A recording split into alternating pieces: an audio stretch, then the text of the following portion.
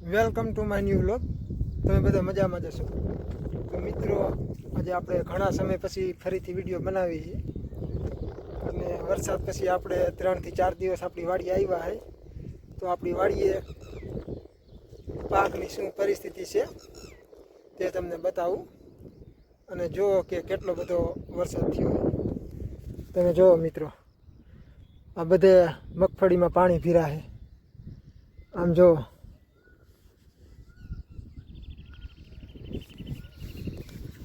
ઘણો વરસાદ થયો 2 દિવસની અંદર. અને તોય આજે તો સારું છે કે આજે સવારનો વરસાદ રહી ગયો છે. આમ તો રાતનો રહી ગયો છે, છતાં પણ જો આટલા પાણી ભીરા છે. તમે આ બાજુ જો, બધા જ ખેતરોમાં પાણી ભીરા છે અને મોટા ભાગના પાકો નિષ્ફળ થયા છે. કપાસ, એરંડા, આ બધા જ વાવેતર સાવ બળી ગયા છે. આ મગફળી છે એ પણ જો હવે હાવ આવી થઈ ગઈ છે.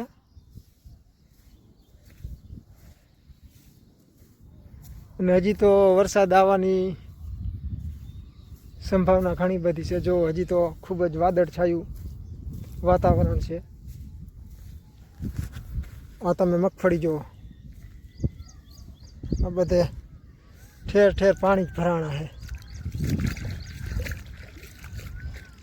હજી આ પડામાં આપણે 3 થી 4 દિવસ તો આમાં હાલે એવું જ નહીં થાય. વરસાદ રહી ગયા પછી 3 થી 4 દિવસ આમાં હાલે એવું થાય અને આમાં ખાતર ને એવું બધું મળે. તો મિત્રો, ખૂબ જ નુકસાની આવી છે. નુકસાનીની વાત જ કર્યા જેવી નથી. આગાહીકારો સુપર અલનીનો કરીને દુષ્કાળ પડશે એવી આગાહીકારો કરતા. અને હવે તો એવું લાગે છે એ દુષ્કાળની વાત તો કરતા હતા, પણ આગળ એ લીલો દુષ્કાળ બોલવાનું ભૂલી ગયા હતા કે આ વખતે લીલો દુષ્કાળ પડશે. અને છે એવું લાગે છે કે ઈવડાવીને ભૂલ થઈ જાય છે, અથવા તો આપણે સમજવામાં ફેર પડી ગયો. દુષ્કાળ તો પડ્યો પણ લીલો દુષ્કાળ. એટલો વરસાદ થયો અમારે મોરબી જિલ્લામાં કે વાત જ જવા દો. છેલ્લો 1 દશકાની અંદર આટલો વરસાદ મોરબી જિલ્લામાં અમારે નથી થયો.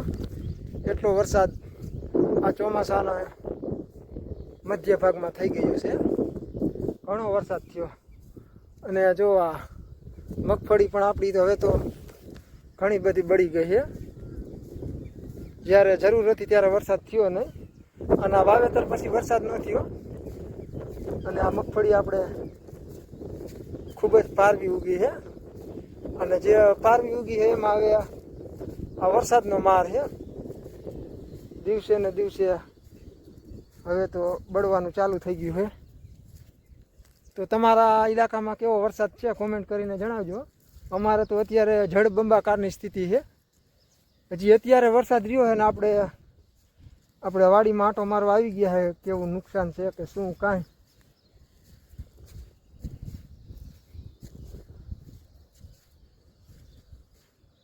આમ જો, આપણા વાડીમાં ભૂંડ ન કરે એના માટે આ જાળી બાંધેલી છે, પણ પવનથી આ જાળી પણ હવે નમી ગઈ છે.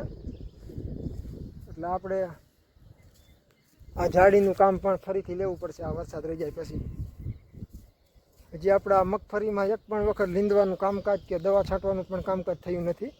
આ વરસાદ રહે એટલે આપણે આ મગફળી નીંદવાની અને દવાનો છંટકાવ તેમજ ખાતરનો છંટકાવ કરવાનું રહેશે.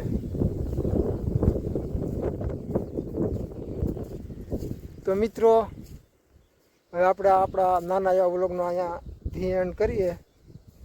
Thanks for watching my video.